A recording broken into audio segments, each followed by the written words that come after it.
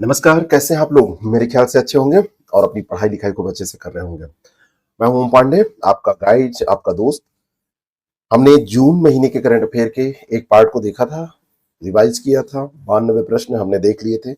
93 number question से हम फिर शुरू करेंगे और 184 तक हमको जाना है। उसको पूरा करेंगे इस सेशन के अंतर्गत। चलिए शुरू करते हैं।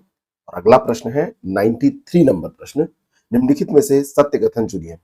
राजस्थान, गुजरात और तमिलनाडु पवन ऊर्जा अपनाने में अग्रणी राज्यों के रूप में उभरे हैं। दूसरे रूप में सवाल पूछा जा सकता है कि पवन ऊर्जा का उत्पादन कहां पर होता है सबसे ज्यादा। तो यही क्रम ध्यान रखिएगा। और भारत 2030 तक 500 गीगावाट नवीकरणीय ऊर्जा क्षमता के लक्ष्य को प्राप्त करने के लिए प्रतिबद्ध है। तो दोनों के दोनों स्टेटमेंट सही हैं और यहां पर सही उत्तर हो जाएगा सी। तो ये वैश्विक पवन दिवस था, उसी के अवसर पर ये आंकड़े जारी किए गए हैं और राजस्थान को उच्चतम पवन क्षमता वृद्धि प्राप्त करने के लिए सम्मानित भी किया गया है।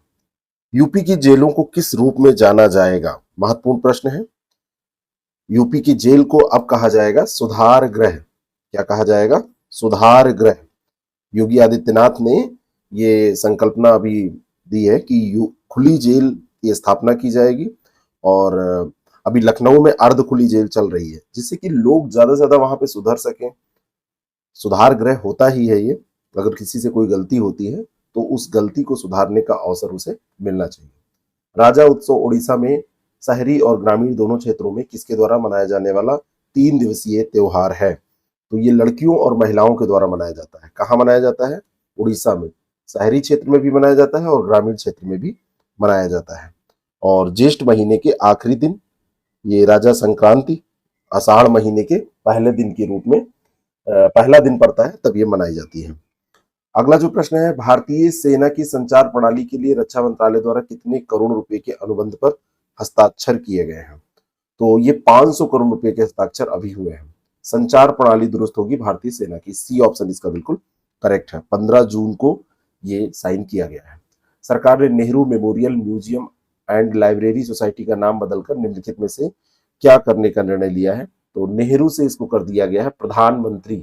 नेहरू जी प्रधानमंत्री थे, तो वैसे ही इसको कन्वर्ट किया गया है प्रधानमंत्री संग्रहालय और लाइब्रेरी सोसाइटी, इसका नाम रख दिया गया है।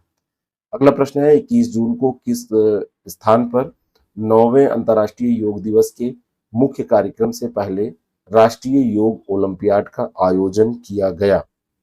बढ़िया प्रश्न है, बहुत ही अच्छा प्रश्न है। 9वां अंतर्राष्ट्रीय योग दिवस इस बार मनाया गया, 21 जून को मनाया जाता है। उसके पहले राष्ट्रीय योग ओलंपियाड का आयोजन कहां पर किया गया? तो ये हुआ था मध्य प्रदेश में। बी ऑप्शन इसका बिल्कुल करेक्ट है। और मध्य प्रदेश में भी पूछ लिया जाए कहां हुआ, तो ये हुआ था जबलपुर में। ये भी ध्यान रखना है आपको, जबलपुर स्थान भी ध्यान रखना है। और इस बार की अंतर्राष्ट्रीय योग दिवस की थीम थी मानवता के लिए योग, है ना? मानवता, मानवता के लिए योग इस बार थीम रखी गई थी। निम्नलिखित में से सत्यकथन चुनिए। 2021 का गांधी शांति पुरस्कार गीता प्रेस गोरखपुर को दिया गया है। गांधी शांति पुरस्कार किसको दिया गया है? गीता प्रेस गोरखपुर को दिया गया है। गीता प्रेस गोरखपुर की स्थापना 1923 में हुई थी। कई बार गीता प्रेस गोरखपुर इस समय चर्चा में आपको वीडियोस में मिल जाएगा। कारण है उसका कि 100 साल पूरे हुए हैं। दोनों के दोनों स्टेटमेंट यहाँ पर सही है। सी ऑप्शन इसका बिल्कुल करेक्ट है। 14 भाषाओं में 41,000 करोड़ से अधिक पुस्तकों का प्रकाशन इन्होंने किया है। श्रीमद् भगवत गीता इसमें शामिल है, जो सबसे ज्यादा पब्लिश की गई है। 16 करोड़ से अधिक श्रीमद् भगवत गीता का पब्लिकेशन इसमें किया गया है।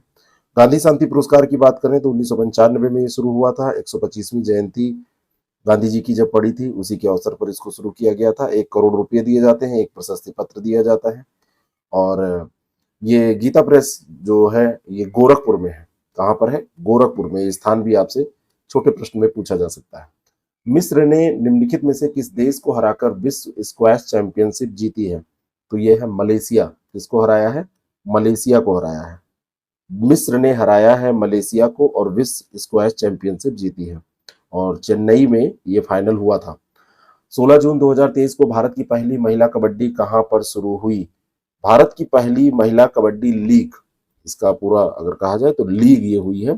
पहली महिला कबड्डी लीग दुबई में शुरू हुई है। भारत की है लेकिन भारत में नहीं हुई है, ये दुबई में शुरू हुई है। और इसमें ये 96 खिलाड़ियों ने 8 टीमों के माध्यम से हिस्सा लिया है। बाकी ये टीम सही है, आप जानते हैं, Gujarat angel, great Maratha, Haryana hustlers, Punjab panthers, Rajasthan riders, puma Kolkata, Bengaluru hawks, ये सब इसमें पार्टिसिपेट किए हैं।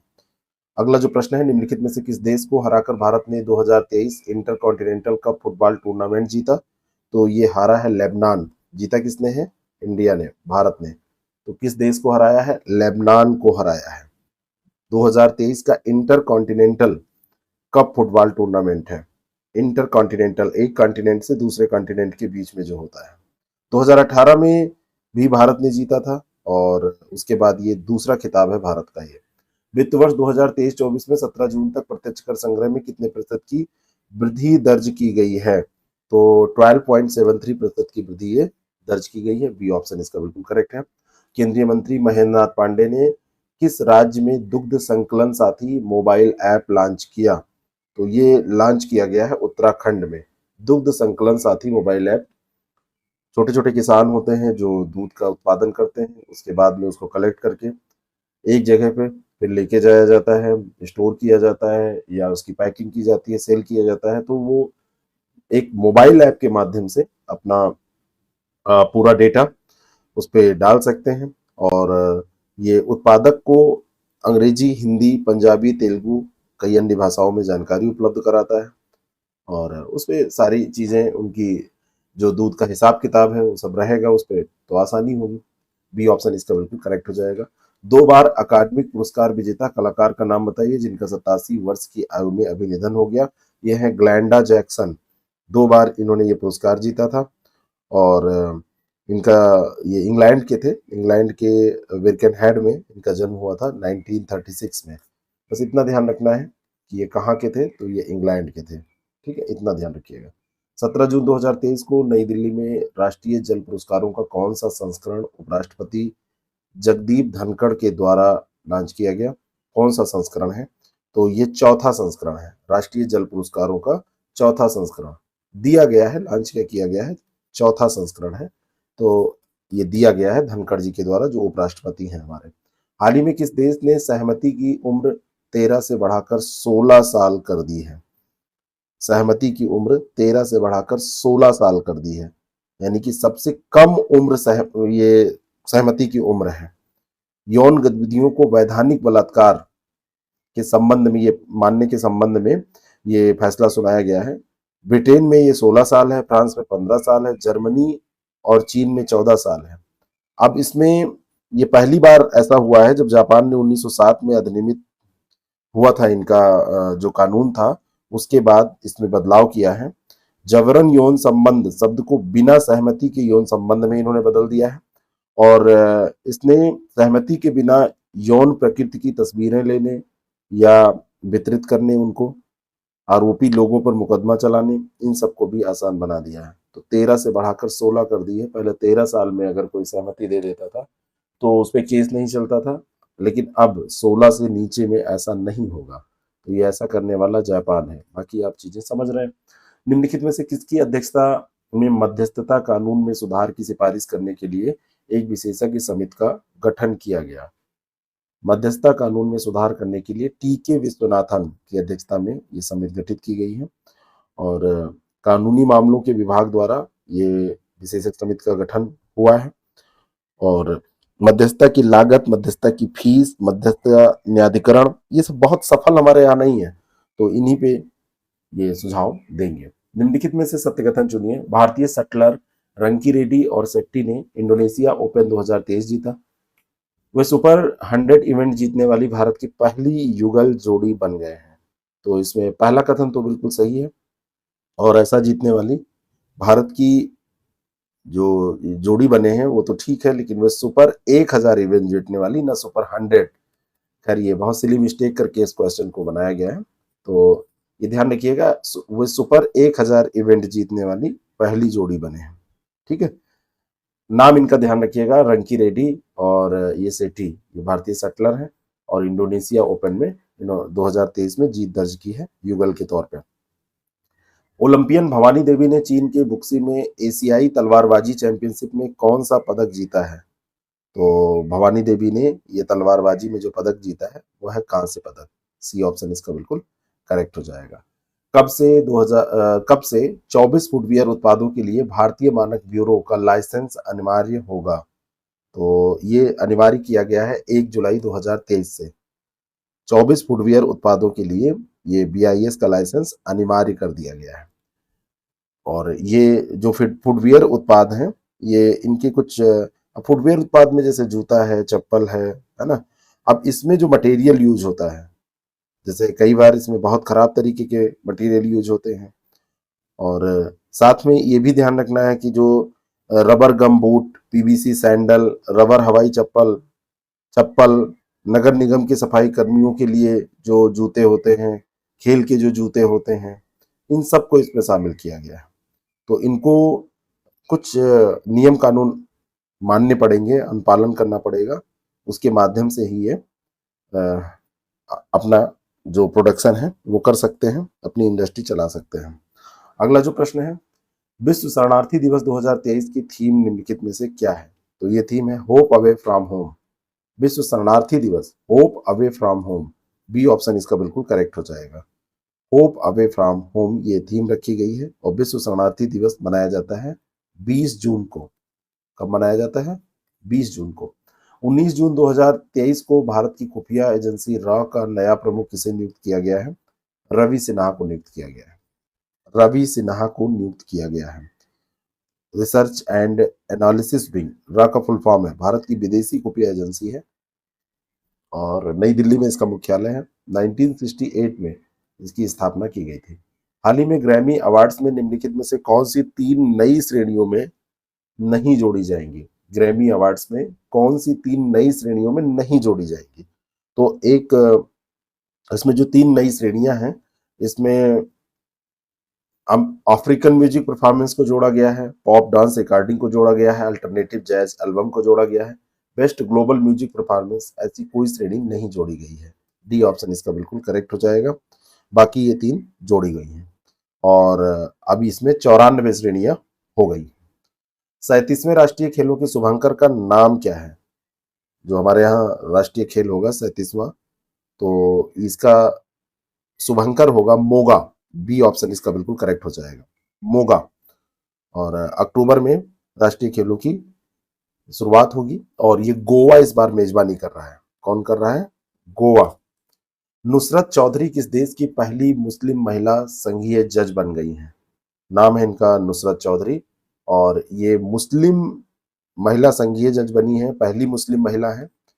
यही इंपॉर्टेंट है कि पहली है और ये बनी है अमेरिका में। और ये कहाँ की रहने वाली हैं? मूल रूप से ये कहाँ की रहने वाली हैं? और ये बांग्लादेशी अमेरिकी हैं। तो कभी आपसे पूछा जाए तो बांग्लादेशी याद रखिएगा, बांग्लादेशी अमेरिकी हैं ये। इलिनॉयस में ये संघीय न्यायाधीश बनी है। पीएम मोदी ने हाल ही में निम्नलिखित में से किस अंतर्राष्ट्रीय समूह के लिए G20 की पूर्ण सदस्यता का आह्वान किया? तो अफ्रीकी संघ को कहा है कि आइए G20 में आप पार्टिसिपेट करिए। तो मोदी जी की ये नीति है। और G20 की स्थापना 1999 में हुई थी एशियाई वित्तीय संकट के बाद और 20 सबसे बड़ी अर्थव्यवस्थाएं इसमें शामिल है। अगला जो प्रश्न है, चीन और पाकिस्तान ने लगभग कितने मेगावाट परमाणु ऊर्जा बनाने के लिए 4.8 अरब डॉलर के समझौते पर हस्ताक्षर किए हैं? चीन की नीति रहती है हमेशा पाकिस्तान को लुभाने की, पाकिस्तान को अपने झोली में डाले रखने की।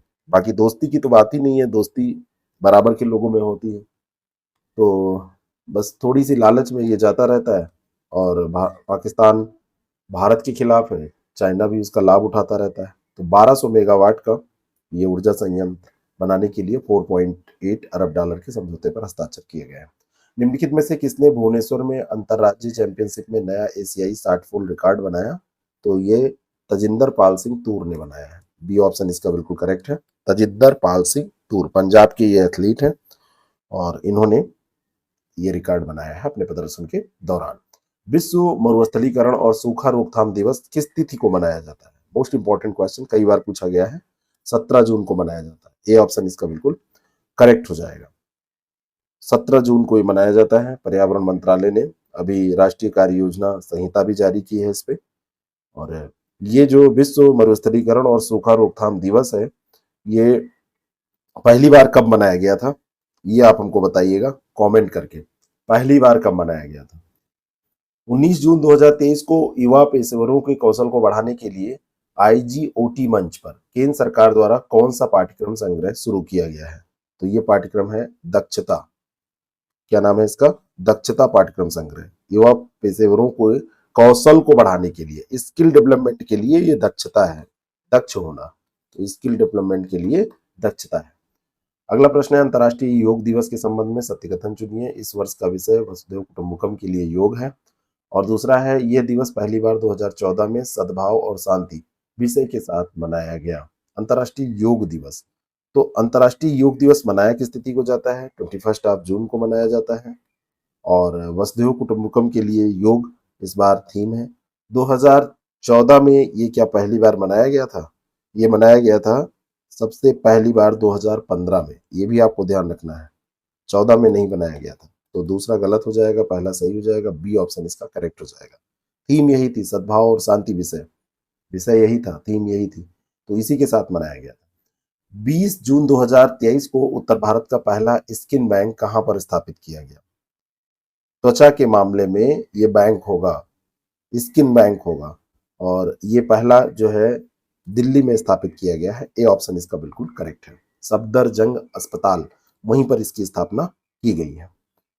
और स्किन ग्राफ्टिंग मृत्यु दर को कम करने में, रोगियों को जीवित रहने की दर को बढ़ाने में, बेहतर उपचार प्राप्त करने के में महत्वपूर्ण भूमिका निभाएगा। किस देश में बहुराष्ट्रीय शांति स्थापना संयुक्त अभ्यास एक्स खान क्वेस्ट 2023 का आयोजन किया गया? तो ये मंगोलिया में किया गया। कहां पर किया गया? मंगोलिया में। एक्स खान क्वेस्ट 2023 बहुराष्ट्रीय शांति स्थापना संयुक्त अभ्यास कहां पर? मंगोलिया में। मोस्ट इंपॉर्टेंट है। और मंगोलिया के राष्ट्रपति उखनागिन खुरेलसुख ने ये उद्घाटन किया था इसका। भारतीय सेना दल भी इसमें पार्टिसिपेट किया है, इसीलिए ये इंपॉर्टेंट है। निम्नलिखित में से किस निबंध संकलन के फ्रेंच अनुवाद के लिए अरुंधति राय को लाइफ टाइम अचीवमेंट के लिए यूरोपीय निबंध पुरस्कार 2023 से सम्मानित किया गया? तो ये निबंध है आजादी। निबंध है आजादी। ए ऑप्शन इसका बिल्कुल करेक्ट हो जाएगा। अगला प्रश्न है, भारत का पहला स्वदेशी वैक्सीन जेमकोवैक ओम ओमिक्रॉन वेरिएंट के लिए किस प्रकार का वैक्सीन है? ये बहुत इंपॉर्टेंट प्रश्न है। तो ये है mRNA। कैसा वैक्सीन है? mRNA वैक्सीन है। mRNA, बी ऑप्शन इसका बिल्कुल करेक्ट हो जाएगा। mRNA वैक्सीन ये है।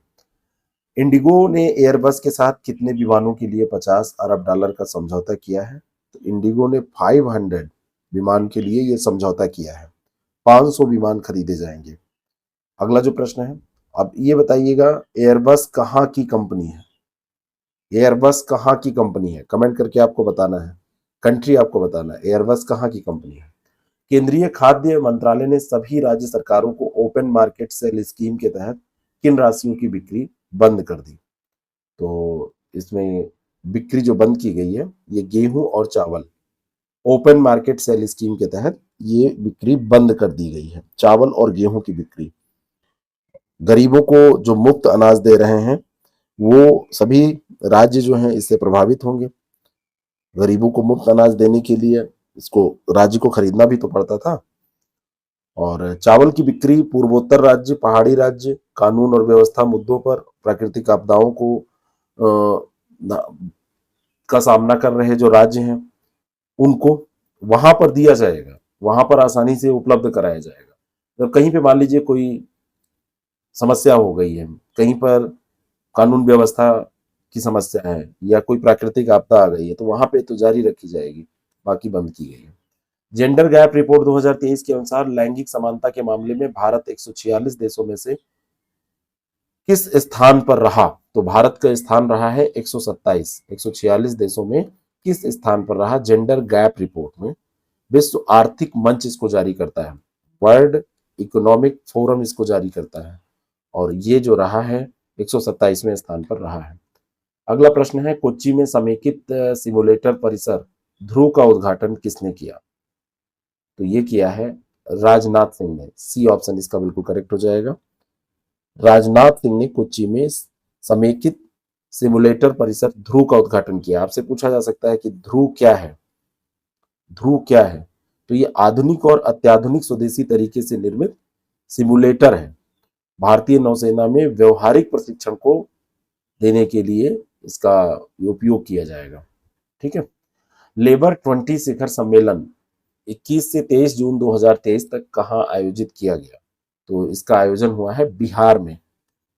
ए ऑप्शन इसका बिल्कुल करेक्ट है ना, बिहार में इसका आयोजन किया गया। ऐसे जान सकते हैं, लेबर वर्ग बिहार से बहुत ज्यादा आता है, तो ऐसे याद कर लीजिए कि ये बिहार में आयोजन हुआ है। पेटेरी ओप्रो पेटेरी ओरपो को किस देश के प्रधानमंत्री के रूप में चुना गया है? इनका नाम भले ही ना आपको याद रहे, लेकिन इनका ये ध्यान रखिएगा कि ये किस पार्टी के नेता हैं और किस देश के हैं। अगर पूछ लिया जाए तो एक चीज ध्यान रखिएगा, ये फिनलैंड के हैं, और दूसरा ये कंजर्वेटिव पार्टी के हैं। वैसे भले नाम याद रहे, लेकिन पेटेरी ओरपो ऐसे याद रखिएगा, कंजर्वेटिव पार्टी, और दूसरा ये फिनलैंड। ठीक है, जब ये आए आपके सामने तो आप ये इतना याद रखिएगा। भारतीय सेना ने किस स्थान पर आग्नेयास्त्र एक सैन्य अभ्यास संपन्न किया? तो ये पूर्वी लद्दाख में हुआ है। ए ऑप्शन इसका बिल्कुल करेक्ट है। निम्नलिखित में से किसको 2023 के लिए जर्मन बुक ट्रेड के शांति पुरस्कार से सम्मानित किया गया है? तो ये सम्मान दिया गया है सलमान रश्दी को। कौन सा पुरस्कार है ये? जर्मन बुक ट्रेड का शांति पुरस्कार। जर्मन बुक ट्रेड का शांति पुरस्कार। एस्टोनिया मध्य यूरोप में समलैंगिक विवाह की अनुमति देने वाला पहला देश बन गया है। ये कानून कब से वहां पर लागू होगा? तो 2024 से ये लागू करने जा रहे हैं, जहां पर समलैंगिक विवाह अब कानूनी मान्यता प्राप्त कर पाएंगे। एस्टोनिया में, यूरोपीय देश है। निम्नलिखित में से किस राज्य में एक पुरातत्वविद द्वारा मध्य पाषाण युग रॉक पेंटिंग की खोज की गई है? कौन सा राज्य है? तो ये मध्य प्रदेश, आंध्र प्रदेश। तो ये आंध्र प्रदेश राज्य है, और यहाँ पे स्थान है गुंटूर। स्थान भी दिया हुआ है, यहाँ पर स्थान कर दिया जाए तो और ज्यादा हो जाएगा, किस स्थान पर। तो पुरातत्व द्वारा ये मध्य पाषाण युग रॉक पेंटिंग की खोज की गई है। बी ऑप्शन इसका करेक्ट है। जून 2023 में निम्नलिखित में से किसको भारतीय रिजर्व बैंक में डिप्टी गवर्नर के पद के लिए चुना गया है? तो ये स्वामीनाथन जानकी रमन है, इनको डिप्टी गवर्नर बनाया गया है। और आप बताइएगा कि इस समय आरबीआई के गवर्नर कौन है? आरबीआई के गवर्नर वर्तमान समय में कौन है? कमेंट करिएगा। मोटो जीपी 2023 रेस का आयोजन कहां पर किया जाना है? तो ये उत्तर प्रदेश में तो होनी ही है, और उत्तर प्रदेश में ये कहां पर होगी ये भी इम्पोर्टेंट है। तो ये 22 से 24 सितंबर 2023 तक बुद्ध इंटरनेशनल सर्किट में, जो ग्रेटर नोएडा में पड़ता है, वहां पर इसका आयोजन किया जाएगा। ग्रेटर नोएडा में ये आयोजन होगा। निम्नलिखित में से सत्य कथन का चयन कीजिए। अंतर्राष्ट्रीय विधवा दिवस 2023 का विषय लैंगिक समानता के लिए नवाचार और प्रौद्योगिकी है। 2011 से संयुक्त राष्ट्र 23 जून को अंतर्राष्ट्रीय विधवा दिवस के रूप में मनाता आ रहा है। तो पहला भी सही है और दूसरा भी सही है, दोनों स्टेटमेंट यहाँ पर सही है। सी ऑप्शन इसका बिल्कुल करेक्ट हो जाएगा। जी एरोस्पेस के F414 इंजन का भारत में सह उत्पादन निम्नलिखित में से किसके लिए किया जाएगा? तो ये हल्के लड़ाकू विमान MK2 के लिए F414 इंजन का उत्पादन होगा। भारत में ये सह उत्पादन होगा, और अमेरिका और भारत के सहयोग से होगा। जी एरोस्पेस का ये इंजन है 414। ग्लोबल लिवेबिलिटी इंडेक्स 2023 के अनुसार दुनिया का सबसे रहने योग्य शहर कौन सा है? दुनिया में सबसे अच्छा रहने योग्य शहर वियना है, ऑस्ट्रिया की राजधानी वियना। ग्लोबल लिवेबिलिटी इंडेक्स जारी किया जाता है, उसमें सबसे अच्छा शहर इसको चुना गया है, वियना को। और भारत में जो 5 शहर हैं उसमें बेंगलुरु, अहमदाबाद, चेन्नई, नई दिल्ली और मुंबई, ये सबसे रहने योग्य शहरों की सूची में है। इसमें देखा जाता है सुविधाएं, यहाँ पे देखा जाता है प्रदूषण स्तर, इसमें देखा जाता है वहाँ पे सुरक्षा व्यवस्था कैसी है। बहुत सारी चीजें, बहुत सारे पैमाने होते हैं जिनके आधार पर इसमें मार्किंग की जाती है। सेकेंड स्थान पर इसमें कोपेनहेगन है डेनमार्क का, थर्ड पे मेलबर्न है ऑस्ट्रेलिया का, सिडनी ऑस्ट्रेलिया का ही चौथे पे है और पांचवे पे है वैंकूवर कनाडा का। फिच रेटिंग्स ने वित्त वर्ष 2023-24 के लिए भारत की जीडीपी वृद्धि दर का अनुमान 6% से बढ़ाकर कितने प्रतिशत कर दिया? तो इन्होंने कहा कि 6.3% रहेगा। फिच फिच कहाँ की रेटिंग एजेंसी है? ये एक रेटिंग एजेंसी है। फिच कहाँ की रेटिंग एजेंसी है बताइए? फिच फिच जो रेटिंग एजेंसी है ये कहाँ की है? कमेंट करके बताना। 22 जून 2023 को किस संगठन और डीआरडीओ ने नौसेना की कलवरी श्रेणी की पनडुब्बियों के लिए 2 air independent propulsion system module की प्राप्ति के लिए एक अनुबंध पर हस्ताक्षर किए? तो किस संगठन और डीआरडीओ ने किए हैं? तो ये लार्सन एंड टोब्रो के साथ में हुआ है। डीआरडीओ ने इसके साथ अनुबंध किए हैं और ये क्या करेगा? कलवरी श्रेणी की पनडुब्बियों के लिए 2 air independent propulsion system module बनाएगा और ये डीआरडीओ को देगा। निम्नलिखित में से सत्य कथन चुनिए। सितंबर 2023 में, ये तो पॉइंट है, अलीबाबा के चेयरमैन के रूप में जोसेफ साई को नियुक्त किया गया है। अलीबाबा एक चाइनीज कंपनी है और ये थोक सामान बेचने के लिए जानी जाती है। इसकी स्थापना 1999 में हुई थी। दोनों स्टेटमेंट यहाँ पर सही है। अलीबाबा के अब जो चीफ कार्यकारी उपाध्यक्ष और सह संस्थापक हैं जोसेफ साई, उन्हीं को चेयरमैन नियुक्त कर दिया गया है। ठीक है। चीन की सबसे बड़ी ई कॉमर्स कंपनी है ये देश का सबसे बड़ा क्लाउड कंप्यूटिंग और डिजिटल भुगतान प्लेटफॉर्म भी संचालित करने वाली कंपनी है। जून 1999 में 28 जून को इसकी स्थापना हुई थी। तो दोनों के दोनों स्टेटमेंट यहाँ पर सही है। आर्टेमिस समझौते के बारे में निम्नलिखित में से कौन सा कथन सही है? आर्टेमिस कार्यक्रम नई वैज्ञानिक खोजों और चंद्र सतह की खोज के विस्तार पर केंद्रित है। दूसरा है कि भारत अंतरिक्ष अन्वेषण के लिए आर्टेमिस समझौते में शामिल हुआ है। दोनों स्टेटमेंट सही है। आर्टेमिस में भारत भी है और आर्टेमिस जो है ये 22 जून को अभी प्रधानमंत्री नरेंद्र मोदी ने वैश्विक अंतरिक्ष शक्ति बनने के पक्ष में आर्टेमिस समझौते पर हस्ताक्षर किए हैं। इसमें शामिल हुआ है भारत। तो ये ऐसा नहीं है कि आर्टेमिस समझौते में केवल भारत ही है। आर्टेमिस समझौते की स्थापना 2020 में हुई थी नासा के द्वारा। अमेरिकी विदेश जो विभाग है उसी के सहयोग से ये की गई थी और संयुक्त राज्य अमेरिका के साथ में इसमें 7 संस्थापक सदस्य हैं जिनके बीच समझौता हुआ था। उसमें Bharat, Israel, Romania, Bahrain, Singapore, Colombia, France, Saudi Arab, Rwanda, Nigeria, ये सब इसमें और शामिल हो गए 2022 में। ठीक है। तो ये चंद्रमा, मंगल, धूमकेतु, क्षुद्र ग्रह, इनके आर्टेमिस समझौते के तहत इनमें अन्वेषण किया जाएगा, इनके बारे में जानकारी प्राप्त की जाएगी, ये ध्यान रखना है। ब्रिटिश यात्री जहाज टाइटैनिक कब डूबा था? अभी ये चर्चा में आ गया था। कुछ लोग इसके मलबे को देखने पनडुब्बी से नीचे गए थे, वापस ही नहीं आए, वहीं रह गए। दुखद था। तो बी ऑप्शन इसका बिल्कुल करेक्ट है। टाइटैनिक जो था ये एक ब्रिटिश यात्री जहाज था और इसमें टाइटैनिक पे सवार सारे लोग डूब गए थे। 1912 में यह घटना घटी थी। 13,000 फीट नीचे टाइटैनिक जहाज का मलबा देखने अभी पनडुब्बी सवार 5 लोग गए तो अभियान के तहत, तो ये भी नहीं रहे, ये लोग वापस ही नहीं आ पाए। ठीक है। टाइटैनिक पे मूवी भी बनी थी 1997 की, ऑस्कर विजेता भी रही है वो मूवी। तो उसके निर्देशक भी गए थे, जेम्स कैमरून, वो भी चले गए थे। ठीक है। अगला जो प्रश्न है, निम्नलिखित में से किसको 3 साल के लिए BRICS chamber of commerce and industry महिला समूह का अध्यक्ष नियुक्त किया गया है? तो ये रूबी सिन्हा को नियुक्त किया गया है। ब्रिक्स सीसीआई, ब्रिक्स सीसीआई का ये अध्यक्ष नियुक्त किया गया है। भारत ने अधिकृत आर्थिक ऑपरेटर के लिए किस देश के साथ पारस्परिक मान्यता व्यवस्था पर हस्ताक्षर किए हैं? तो ये संयुक्त अरब अमीरात के साथ किए हैं। डी ऑप्शन इसका बिल्कुल करेक्ट हो जाएगा। अगला जो प्रश्न है, निम्नलिखित में से सत्य कथन चुनिए। पेरिस ओलंपिक 2024 शुभंकर का नाम ओलंपिक फ्रीज रखा गया है। पेरिस में ओलंपिक 2024 होगा, उसका शुभंकर का नाम है ओलंपिक फ्रीज। भारतीय ओलंपिक संघ द्वारा भारत इन पेरिस अभियान शुरू किया गया है, मतलब पेरिस में कैसे परफॉर्मेंस हम अच्छी कर पाए इसके लिए। तो सी ऑप्शन इसका बिल्कुल करेक्ट हो जाएगा। दोनों बातें यहाँ पर सही हैं। निम्नलिखित में से कौन सा कथन सही है? नव विकसित भारतीय मानक एग्री बाय प्रोडक्ट से बने बर्तनों के लिए होगा। अभी एक मानक ये आईएस इंडियन जो स्टैंडर्ड्स है ये रखा गया है 18/267/2023। तो बाय प्रोडक्ट से एग्री बाय प्रोडक्ट से बने बर्तनों के लिए इसको गया है। और भारतीय राष्ट्रीय निकाय भारतीय मानक ब्यूरो अधिनियम 2016 द्वारा स्थापित किया गया है, ये भी सही है।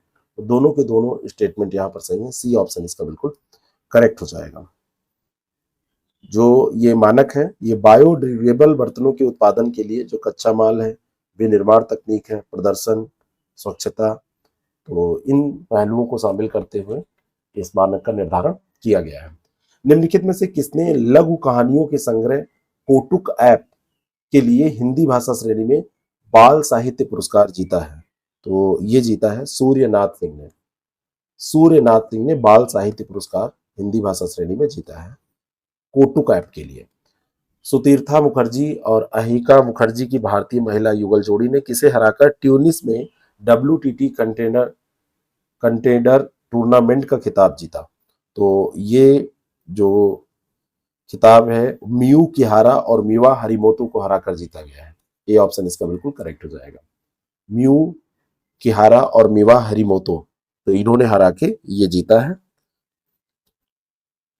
अगला जो प्रश्न है, विश्व बैंक ने भारतीय सरकारी संस्थानों में तकनीकी शिक्षा की गुणवत्ता में सुधार के लिए कितने मिलियन अमेरिकी डॉलर के ऋण को मंजूरी दी? कितने मिलियन? तो ये 255.5 मिलियन अमेरिकी डॉलर के ऋण को मंजूरी दी है विश्व बैंक ने कि भारत में सरकारी तकनीकी शिक्षा और गुणवत्ता में सुधार हो पाए। 25 जून 2023 को किस देश का सर्वोच्च नागरिक पुरस्कार order of the Nile PM Modi को प्रदान किया गया?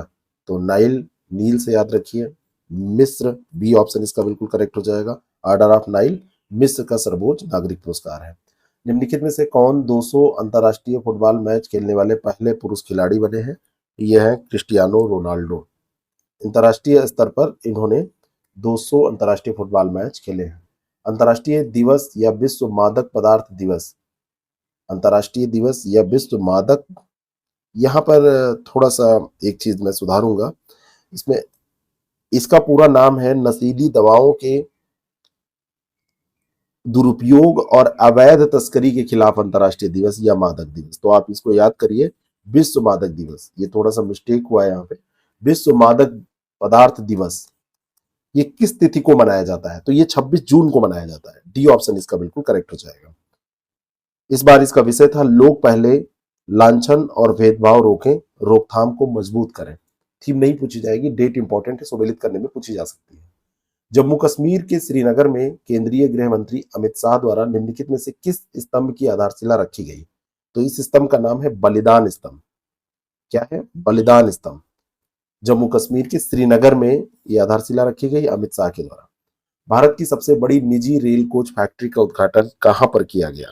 निजी रेल कोच फैक्ट्री है और इसका उद्घाटन हुआ है तेलंगाना में। ए ऑप्शन इसका बिल्कुल करेक्ट हो जाएगा। वहां पर एक कोंडाकल गांव है, वहीं पर किया गया है। हैदराबाद की मेधा सर्वो ड्राइव प्राइवेट लिमिटेड ने स्विस रेलवे रोलिंग स्टॉक निर्माता स्टैडलर रेल के साथ एक समझौता किया है। स्टैडलर रेल और मेधा सर्वो ड्राइव प्राइवेट लिमिटेड, इसने संयुक्त रूप से यह स्थापित की है। निम्नलिखित कथनों में से सत्य कथन चुनिए। 2011 से 2022 के बीच करीब 70,000 भारतीय नागरिकों ने अपना पासपोर्ट सरेंडर कर दिया। और दूसरा स्टेटमेंट है कि भारतीय नागरिकता अधिनियम 1955 के अनुसार भारतीय मूल के व्यक्तियों को दोहरी नागरिकता रखने की अनुमति नहीं है। तो अनुमति तो नहीं है और ये सरेंडर भी किया है, ये आंकड़े आए हैं, तो दोनों के दोनों स्टेटमेंट यहाँ पर सही है। सी ऑप्शन इसका बिल्कुल करेक्ट हो जाएगा। वैश्विक प्रतिस्पर्धात्मक सूचकांक 2023 में भारत का स्थान निम्नलिखित में से क्या रहा? तो भारत का स्थान रहा है 40वां। वैश्विक प्रतिस्पर्धात्मकता सूचकांक जो है इसमें भारत ने 40वां स्थान प्राप्त किया है।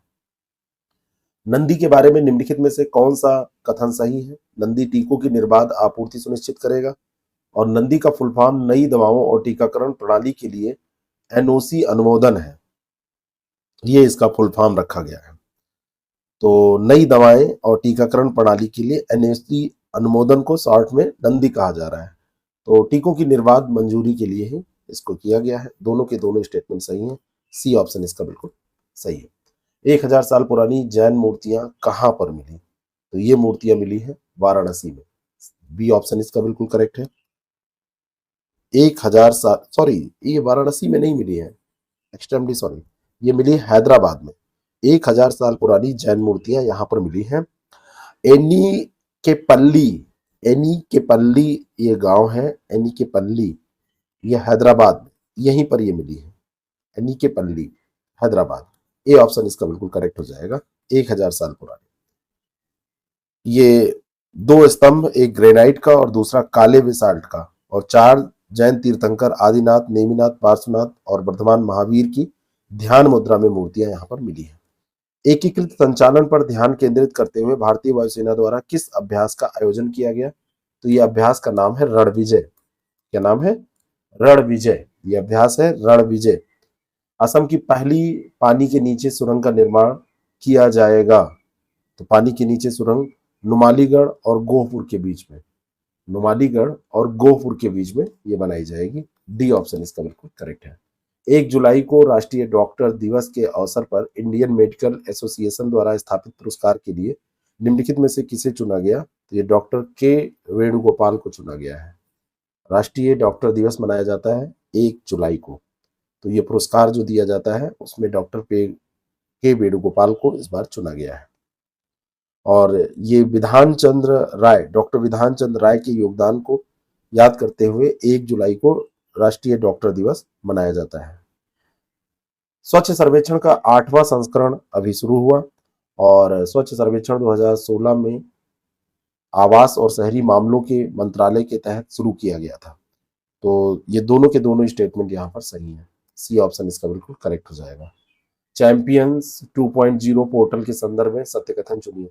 इसमें एमएसएमई दिवस के अवसर पर केंद्रीय मंत्री नारायण राणे द्वारा लॉन्च किया गया, और ये 11 भाषाओं में उपलब्ध होगा और उपयोगकर्ताओं को फीडबैक सुविधा देगा। तो चैंपियंस 2 पोर्टल किससे रिलेटेड है ये भी पूछा जा सकता है। तो एमएसएमई से रिलेटेड है। एमएसएमई दिवस को ही ये जारी किया गया है। तो दोनों के दोनों स्टेटमेंट यहाँ पर सही हैं। और एमएसएमई में क्षेत्रीय भाषा बहुत इंपॉर्टेंट हो जाती है। 11 क्षेत्रीय भाषाओं में ये उपलब्ध भी होगा। सी ऑप्शन इसका बिल्कुल सही हो जाएगा। 27 जून 2023 को रिलीज द योगा सूत्र फॉर चिल्ड्रन, ये पुस्तक किसने लिखी है? तो ये पुस्तक लिखी गई है रूपा पाई के द्वारा। द योगा सूत्र फॉर चिल्ड्रन, ये रूपा पाई की पुस्तक है। सी ऑप्शन इसका करेक्ट है, पूछी जा सकती है। अगला प्रश्न, भारत में 1.45 लाख किलोमीटर राष्ट्रीय राजमार्गों का नेटवर्क अब किस देश के बाद दुनिया में दूसरा सबसे बड़ा नेटवर्क है? तो ये देश आपको बताना है। यह है संयुक्त राज्य अमेरिका। पूरे विश्व में सबसे ज्यादा जो रोड नेटवर्क है वो सबसे लंबा यहीं पर पाया जाता है, संयुक्त राज्य अमेरिका में। दूसरे स्थान पर राष्ट्रीय राजमार्गों का नेटवर्क भारत का जो है वो हो गया है। निम्नलिखित में से सत्य कथन चुनिए। अंतर्राष्ट्रीय अनानास दिवस हर साल 27 जून को मनाया जाता है। क्वीन अनानास त्रिपुरा का राज्य फल है। ये बहुत ही इंपॉर्टेंट सेकंड स्टेटमेंट है। दिवस आपसे भले ना पूछा जाए, सही दिया गया है। क्वीन अनानास ये त्रिपुरा का राज्य फल है। दोनों यहाँ पर सही है। सी ऑप्शन इसका बिल्कुल करेक्ट हो जाएगा। सबसे बेहतरीन किस्मों में से एक क्वीन अनानास होता है, नाम ही उसका क्वीन है, त्रिपुरा का राज्य फल है। सबसे बड़ा उत्पादक त्रिपुरा ही है इसका। और कोस्टारिका दुनिया का सबसे बड़ा अनानास उत्पादक है। इंडोनेशिया और फिलीपींस में भी अनानास होता है। एशियन यूनिवर्सिटी रैंकिंग 2023 में किस विश्वविद्यालय ने भारत में प्रथम स्थान प्राप्त किया? तो ये भारतीय विज्ञान संस्थान बेंगलोर है जिसने एशियन यूनिवर्सिटी रैंकिंग 2023 में प्रथम स्थान प्राप्त किया है भारत में। ए ऑप्शन इसका बिल्कुल करेक्ट है, भारत में प्रथम स्थान। डिजिटल परिवर्तन को बढ़ावा देने के लिए इन्फोसिस ने किस बैंक के साथ 454 मिलियन डॉलर के समझौते पर हस्ताक्षर किए? तो ये डॉन्स्के बैंक है। इनके साथ मिलके इन्फोसिस क्या करेगा? डिजिटल परिवर्तन को बढ़ावा देगा। डॉन्स्के बैंक, इन्फोसिस ने इसके साथ समझौता किया है। भारत की दूसरी सबसे बड़ी आईटी कंपनी है ये, और ये कुछ कर रही है तो ये इंपॉर्टेंट ही होगा। ठीक है। अगला जो प्रश्न है, किस राज्य में गोहत्या और बाल उत्पीड़न के मामलों के लिए ऑपरेशन कन्विक्शन ये शुरू किया गया? राज्य कौन सा है जहां पर ये शुरू किया गया? तो ये उत्तर प्रदेश ही है। ए ऑप्शन इसका बिल्कुल करेक्ट हो जाएगा। ऊर्जा संक्रमण सूचकांक 2023 में भारत का स्थान कितना है? ये 67वां स्थान है। ए ऑप्शन इसका बिल्कुल करेक्ट है। स्वीडन यहाँ पर शीर्ष स्थान पे है। स्वीडन जो है वो शीर्ष स्थान पे है और भारत का 67वां स्थान है। तो यहाँ प्रथम स्थान भी आपसे पूछा जा सकता है कि कौन सा स्थान फर्स्ट किस राज्य का, किस देश का है। ठीक है, तो स्वीडन इसमें टॉप स्थान पे है और इंडिया का 67वां स्थान है। 2024 क्यूएस वर्ल्ड यूनिवर्सिटी रैंकिंग में आईआईटी बॉम्बे को दुनिया में कौन सा स्थान मिला? तो आईआईटी बॉम्बे भारत में टॉप पे रहा है, पहला, और दुनिया में 149वें स्थान पर रहा है। भारत में पहला और दुनिया में 149वां इसका स्थान रहा है। फर्स्ट स्थान पे इसमें एमआईटी रहा है, Massachusetts institute of technology. Second पे कैम्ब्रिज यूनिवर्सिटी, थर्ड पे ऑक्सफोर्ड रहा है, फोर्थ पे हार्वर्ड यूनिवर्सिटी। गन्ना किसानों के लिए सीजन 2023-24 में कितने रुपये प्रति क्विंटल के मूल्य को केंद्रीय मंत्रिमंडल ने मंजूरी दी है? 315 रुपये प्रति क्विंटल। अब इसमें सरकार योगदान करना चाहे तो अलग से योगदान कर सकती है, केंद्र सरकार के द्वारा यही किया गया है। 64वीं वैश्विक पर्यावरण सुविधा परिषद की बैठक का आयोजन कहाँ पर किया गया? तो ये ब्राजील में आयोजित की गई है। बी ऑप्शन इसका बिल्कुल सही हो जाएगा। बी ऑप्शन सही है, ब्राजील। 64वीं वैश्विक पर्यावरण सुविधा परिषद की बैठक।